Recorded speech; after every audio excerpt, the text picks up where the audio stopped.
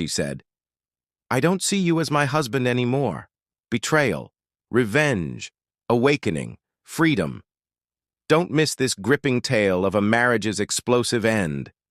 Hey everyone, it's Brandon here, 33 years old, and man, do I have a story for you. This all started about 6 months ago when my wife Lauren dropped this bomb on me. "I don't see you as my husband anymore, Brandon. We're just roommates sharing the same roof."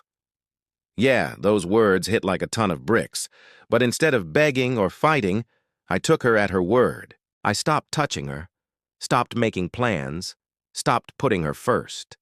And right when she started realizing what that really meant, living like total strangers under one roof, she got that call from my divorce lawyer.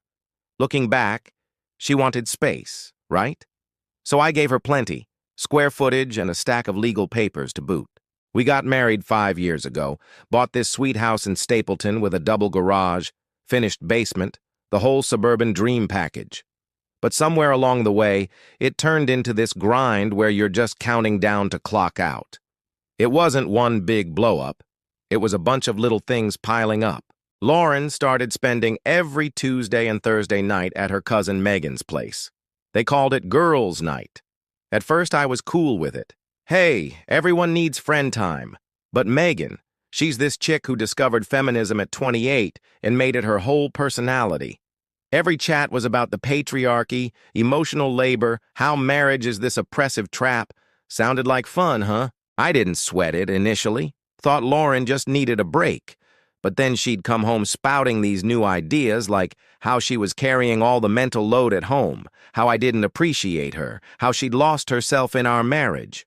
Look, I work 50 hours a week in logistics management, pays well. And I handle most stuff around the house. Mowing the lawn, car maintenance, investments, cooking because I'm actually good at it, and remembering all the upkeep tasks. She does 40 hours as a project manager, but lately her big contribution was nitpicking what I did wrong. But sure, all the mental load was on her. About 3 months in, things tanked in the bedroom. She'd head to bed early, then headaches, then emotional excuses like, "We need to reconnect," or "I don't feel desired as a person." Finally, it was just, "I don't feel it right now." We went from twice a week to twice a month to zilch. After 4 straight rejections, I stopped trying. Not out of pride, but 'cause you get tired of being an emotional punching bag. What hurt most wasn't the no. It was how she said it, with this exhausted sigh, like I was asking her to haul furniture upstairs. My desire for my own wife felt like a burden to her. 2 months ago, I noticed her wedding ring was gone. She said she took it to get cleaned. 8 weeks later, it's still in the jewelry box. She stopped asking about my day, stopped laughing at my jokes, started talking to me in this flat, fake interested tone. Last month, I suggested a trip for our anniversary, maybe Costa Rica, something to reconnect. Her response: "We should save for the bathroom remodel." That had cost thousands in tiles and fixtures, per her budget. Then the little disrespects kicked in. Making plans without telling me, getting annoyed at my plans, eye rolls when I talked, glued to her phone during conversations, then asking me to repeat like I was the distracted one. And her phone, she was smiling more while texting. When I'd ask who, it'd be defensive. Just Megan or work stuff. 2 weeks ago, we had a barbecue at home. I spent the morning prepping meats, smoking ribs, making sides from scratch. Megan was there, of course. While grabbing ice, I overheard them. Megan bashing her ex for expecting wife duties like it's the 1950s. Lauren laughed and said she got it totally. That marriage changes how men see women. They stop trying once they think they've got it locked down, and the ring's just a trap for them to get lazy. I was in the dining room seasoning a brisket after waking up at 5 a.m. to prep it. That's when I knew it was only getting worse, and I was right. The final straw came 5 days later. I was browsing SUVs online. Our sedan's fine, but I wanted something bigger, thinking about starting a family soon. I mentioned test driving a 4Runner, loved the handling, great safety ratings. Lauren looked up from her phone like I'd suggested moving to the North Pole. "We need to talk. she said, with that storm-coming tone. I closed my laptop, took a deep breath. Here we go again. She adjusted in her chair, took a breath, and launched into this rehearsed speech, probably scripted with Megan. It sounded more like a self-help seminar than a talk between spouses. She said she'd been reflecting, felt she'd lost her pre-marriage identity, was playing the wife role without questioning if she wanted it. I thought, here come Megan's buzzwords. Then the bomb. I don't see you as a husband anymore, Brandon. We're just roommates. I sat quiet for a sec, then said calmly, interesting. You know you're the one who ended it all. The connection, talks, intimacy. I tried getting close, but you've been at Megan's twice a week for 6 months learning how oppressed you are. Her defense was instant. This is what I'm talking about. You're condescending. Don't take my feelings seriously. Make it all about you. She didn't deny anything, just criticized how I said it. I reminded her about ditching the ring, barely talking, 3 months no intimacy. But somehow I was the problem for noticing. She closed her eyes, breathed deep. Another Megan trick, no doubt. I don't want to separate, she said finally. I just think we need to redefine our relationship, take off the pressure. We can live together, share responsibilities, but without traditional marriage expectations. I want us to be authentic, not force something that's not working. I stared at her. So, you want us to be official roommates? She didn't like that phrasing. No, I'm just being honest about how I feel. I need space to figure out what I want. You should thank me for being sincere instead of cheating on you. Yeah, she actually said I should be grateful. All right, picking up where I left off, after Lauren hit me with that roommate line and said I should thank her for not cheating. I asked straight up, you want to see other people? She hesitated. That pause said it all. Finally, she mumbled, it wasn't about that. But if something came up naturally, she didn't want to feel guilty exploring it. Perfect, I thought. So while I keep paying the mortgage, fixing the house, doing all the husband stuff, you're gonna date around to find yourself? Sounds fair. I said it sarcastically. You're oversimplifying, she shot back. I never said I'd date others. You said if something happened naturally, you'd explore. That's dating, just dressed up to sound less mean. She tried the empathy angle. I know this is hard to hear, but I want to honor my truth, not live a lie. I thanked her for the honesty and said I needed time to process. She looked relieved, like she'd dodged a fight, happy I'd reacted like the patient, understanding husband I always was. Then she headed to the bathroom for her new self-care ritual. Bath, candles, face masks. Meanwhile, I sat there realizing my wife just demoted me to roommate, expecting me to smile through it. But nah, I'd processed enough. Instead of crumbling, I started planning. If she wanted roommate treatment, that's what she'd get. First thing, I called a divorce lawyer the next morning, not to file yet, just to get info. Wanted to know my ground. He explained Colorado's no-fault divorce, pretty straightforward. We married before my big raise, so income difference mattered. House bought during marriage with joint funds, so it'd split. He asked if I wanted to save it. I thought, the patient's dead. Just call the coroner. He laughed, advised documenting everything, finances, talks, behaviors, facts only, no emotions. Also, separate finances ASAP. That's what I did. Opened a new bank account in my name, routed my paycheck there starting next pay. I'd still chip in for joint stuff, but only my exact half. No extra. Canceled all auto pays from the shared account. Mortgage, utilities, everything. From then on, I'd transfer 50% on the first. Decision made. I canceled our anniversary dinner at that fancy spot. Booked it 2 months ago, picked the wine, even dusted off a suit. But after all this, it felt pointless pretending. Called the restaurant. Got a full refund since it was over 48 hours out. Hanging up, I felt relief mixed with sadness, like sealing the end of something broken long ago.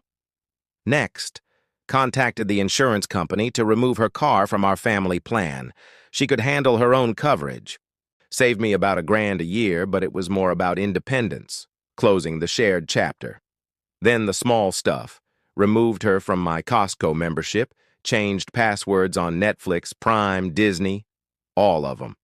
Kicked her off the family Spotify, too. Not revenge, consequences. Each change was a step toward the separation she started. Those clicks built up like steady rain. Wednesday, instead of rushing home post-work, I hit the gym. Used to hurry for dinner together, but why now? Worked out for an hour and a half, no clock watching, loving that mind-clearing exhaustion. Grabbed a double burrito at Chipotle, ate there slow, no texts asking when I'd be home. Got back around 8. Lauren on the couch watching reality TV didn't look up. "What do you want for dinner?" she asked. "Already ate." She glanced over, confused and resigned, but didn't push, just back to her phone. No goodnight kiss that night. For years I'd kiss her forehead before bed, even on rough days, a caring habit, but not anymore. Said I was tired, sleeping in the guest room to stretch out. She mumbled, "Okay," eyes on her phone. No pushback, and honestly, that hurt more than yelling. Next morning, left early for work, no goodbye. Stopped making her coffee in that blue mug she loved. Lunchtime text, "Thai food tonight?" "Can't. Plans with Eric." Truth, I'd texted him 5 minutes before for a solid alibi. Didn't want to fake our empty routine. Got home at 9, her bedroom door shut. Didn't care if she was sleeping, binging shows, or texting someone. For the first time, it didn't bug me. Friday, took the day off. Didn't tell her. Had vacation days piling up.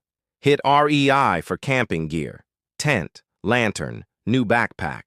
Decided to restart solo trips I'd put off because she liked weekends at home with shows or brunches. Stopped at a jeweler for my wedding band's value.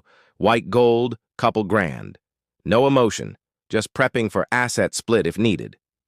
That night, Lauren tried talking, clearly rehearsed. Asked if I'd thought about her Tuesday speech. "Yeah, I get you want less pressure, no expectations. I'm acting accordingly." "What do you mean?" She frowned. "Treating you like a roommate, like you said." Her face cycled. Confusion, realization, panic, anger. "That's not what I meant. I said reduce pressure, not disconnect totally. You said you don't see me as husband. Just respecting that." "Oh, and roommates don't celebrate anniversaries. So canceled tomorrow's reservation." She froze. "You what?" "Canceled. And since roommates don't share finances, we're splitting bills 50-50. I'll send a spreadsheet. Your half of mortgage, utilities, internet. Took you off car insurance and Costco, too." Her mouth hung open, shock to irritation fast. "This is crazy, Brandon. Overreacting to one talk about our dynamic?" Proportional reaction. You changed the rules. I'm adapting. You wanted coexistence without pressure. Here it is. She argued, but I shut it down. Had plans. Said I'd camp that weekend, leave morning, back Sunday night. "But it's our anniversary," she almost pleaded. "Yeah, but roommates don't sync schedules." She stammered finally. "Fine. Whatever."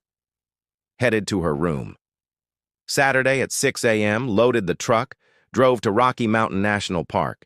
2 days hiking, camping, fresh air, most peaceful in months. Got 15+ texts from her. "Where are you?" to "We need to talk," to "You're acting childish." Didn't reply till Sunday afternoon. "Back tonight, later." Got home. She at the dining table, laptop open, papers scattered, like an audit hit. "We got to talk about that financial sheet." No hello. "What's wrong?" "Numbers are off." "They're spot on. I double-checked." She stared, unsure whether to fight or fold. For the first time, she seemed to get the shift was permanent. So, continuing my story, after that camping trip, Lauren hit me with the spreadsheet drama. But let's back up a bit to why those numbers stung so bad. In the days before, I'd dug through 3 years of bank statements. Numbers don't lie, and seeing them was a gut punch. Turns out I'd covered about 70% of joint expenses, even though she makes a solid $78K as a health sector project manager. I make $125K. Mortgage is $2,400 monthly. I'd paid $1,700, her $700. Made sense early on with my higher pay, but we never adjusted when hers rose. Utilities, electric, gas, water, internet, trash, $400 a month, all from my account. Groceries, I did 80% of the shopping, about 500 weekly. She'd chip in maybe 100 occasionally. Her car costs. Last year, I footed 2 big repairs, $1,100 for brakes, rotors, $850 for transmission, plus 90% of our vacations and dinners out, $600 monthly. Totaled up, I'd spent $78K more than her over time. Sent her the detailed sheet. Her reaction: "This is ridiculous. You're serious?" "We were married," I said. "Now roommates, your words. No more penny counting as a team." "You want me to pay back $78K? Sarcastic tone. "Nah, past is past, but forward, equal split, your mortgage half, 1-200. Venmo?" She balked. "I don't have 1-200 lying around." "Got a budget better. You make almost 80K. Where's it go?" She said car, student loans, personal stuff, savings. Cool, but I need the 1-200 by the first, plus 200 utilities, 120 HOA. Her face flushed. "You can't do this. Financial abuse." I laughed short. "Nah, this is fair. Abuse was you coasting on inequality while contributing minimum, balancing the scales." "You're vengeful." "Fair. Either team with shared resources or roommates splitting even. Can't have both." She switched to tears. "This isn't the Brandon I know. You're cruel. Megan warned you'd react bad, but not this." "What you're seeing is me done with unfair treatment. If you don't want to be married emotionally, fine, but I won't fund your life while you decide if you love me." She wiped tears angrily. "Can't believe this over one talk." "Not one talk. Months of distance, disdain, treating me like furniture. Just following your lead. Roommates." She lost it, yelling, accusing, manipulation, using feelings against her, calling me controlling. "I'm not controlling," calm as ever. "You're free to do whatever. Not on my dime, in my house, eating my food." "Your house? Our house. The one I paid 70% for while you found your oppression. Soon you'll have your own spot, total freedom." That night, her face screamed frustration, rage, crumbling pride. Thought she'd throw keys or smash something, but she grabbed them and stormed out. Door slammed hard. Didn't return till after midnight. I was in bed, fake sleeping, heard her hesitant steps. No words. Monday morning, phone buzzed at work, all caps from Megan. "What's wrong with you? How can you treat Lauren like this? She doesn't deserve it. You're a monster." Read it thrice, debated replying. Went for clarity, sent spreadsheet screenshot with totals, added, "If you want to cover the 78K gap, go for it. Otherwise, teach her budgeting." Seconds later, "You're a narcissistic manipulator." Deep breath. "And you, 32, live with parents giving marriage advice. We all got contradictions." 2 minutes. Blocked notification. One less clown. Days after were tense, silent, like a play. Lauren came home late. Endless meetings not on our shared calendar. When together, her tone dry, robotic. I'd enter a room, she'd leave, I'd speak, monosyllables. But honestly, the quiet was relief. No minefield convos. Thursday work call from Eric, colleague who knew some. "Weird question, man. Is Lauren on a dating app?" Stunned silence. "Why?" "My sister saw her on Hinge. Recent pics, matching bio. Thought you should know before rumors." Thanked him. Hung up. Home. Downloaded the app. Found her in 10 minutes. Lauren, 31, catalog smile, bio. Seeking real, love hikes, coffee, deep talks. Want authentic connection with emotionally available, vulnerable someone. No hubby mention, no 5-year marriage. Just edited version for public. Screenshotted, sent to lawyer, public display. Stared at the screen, mix of anger, disappointment, clarity. This wasn't the woman I married. Wanted to call, yell, demand answers, but remembered how she twisted fights made me apologize. Not this time. My way. Friday, she got home buzzing. Fresh blowout, fancy perfume, perfect makeup, that blue dress for special occasions, knew instantly, date. Went straight to room, door shut. I kept reading my book unfazed. Saturday, Eric texted, "Dude, my girl saw Lauren at a downtown cafe with a guy. Sorry." All good. New. Thanks. Jim, lunch with him, home late. Lauren on couch watching TV. "Where were you?" "Out." "Where?" "Does it matter?" "No more accounting to each other." Her jaw tightened, but she dropped it. Faked TV focus. Discomfort obvious. Sunday morning, while she showered, her phone buzzed on the kitchen counter. Not my style to snoop, but the preview popped. "Loved last night. See you this week." Didn't need more. No reply, no confrontation. Just filed it away. Another puzzle piece. Monday, told my lawyer everything. "We got enough," he said, "but more proof strengthens it. Let's do it." Wanted zero room for her to flip the script. "Tuesday," she announced rehearsed. "Sleeping at Megan's tonight? Girls' night?" Nodded, eyes on laptop. "Cool." She left at 7. By 8:30, I parked outside Megan's. No car. Drove around cafes, restaurants, spotted her at a bistro on Larimer. Through the window, laughing, touching his arm, leaning in like he's fascinating. Snapped clear pics from sidewalk, sent to lawyer. "Ready to proceed?" he replied. "Papers ready Wednesday. When to serve?" "Thursday, 2 p.m., her work." Done. Wednesday played normal. She came home late, lied about another Megan night. I pretended belief. That evening, her tone softened, almost sweet. Said she'd thought it over, maybe we both overreacted, didn't want to quit. Admitted roommates was wrong. Interesting, calm. "Talk more this weekend?" She relaxed, like regaining control. Inside, almost over. Worked from home Thursday. She left early, clueless about her 2 p.m. visitor.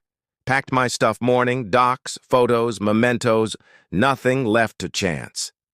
2:15, phone rang, her, ignored. 2:20 texts, "Talk now, can't believe this, call me." "Coming over." 3 p.m., she stormed in, red eyes, shaking hands, clutching papers. "What is this, Brandon? Served at work? Front of everyone?" "Place the process server knew you'd be." "You humiliated me," stepping forward. "You humiliated yourself making a dating profile while married." She paused, confused. "What?" "Don't play dumb. Friends saw you on Hinge, not even discreet. Silence, scrambling. Just exploring options, felt trapped, needed to know if better out there. There it is. Not a mistake, a choice. Character reveal. We can fix this," voice cracking. "Delete the profile. Talk. Don't complicate." Nothing to fix. "Please, Brandon," begging. "Don't want this." "No fixing what's fake. You showed who you are. Bored. Seeking attention at routine's hint."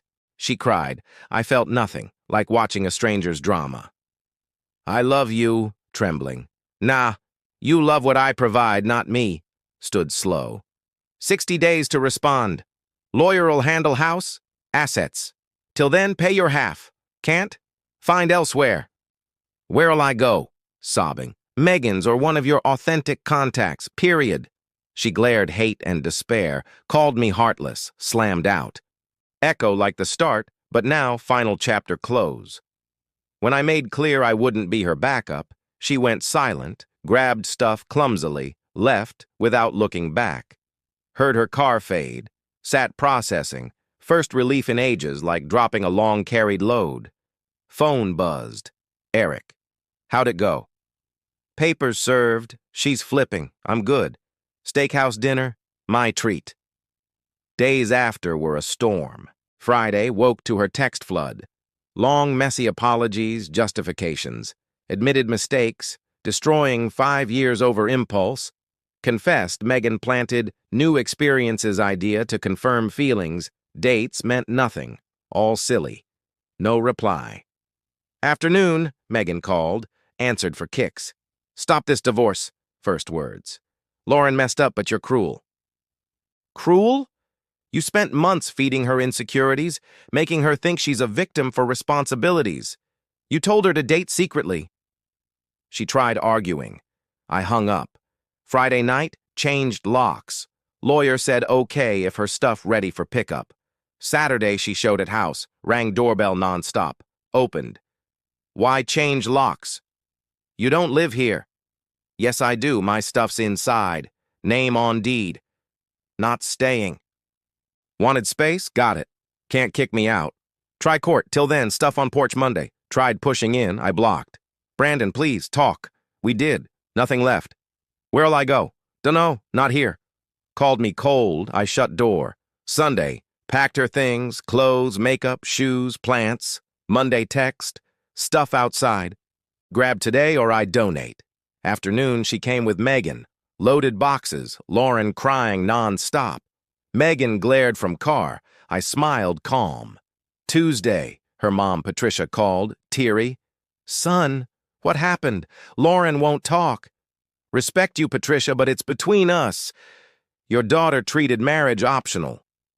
She sighed, understood, worried, thanked, hung up. Wednesday, Lauren made a new Instagram. Stories on manipulative men, emotional abuse. No name drop, but obvious. Hearts, support comments, liberation vibes. Didn't respond or view.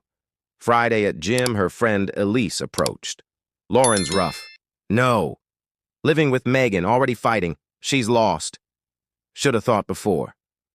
She went silent, walked off. And that's how it ended. No bangs, no makeups, no big scenes. Just quiet, like finally shutting the right door. In the end, she wanted space and got plenty. Freedom costs more when the bills split.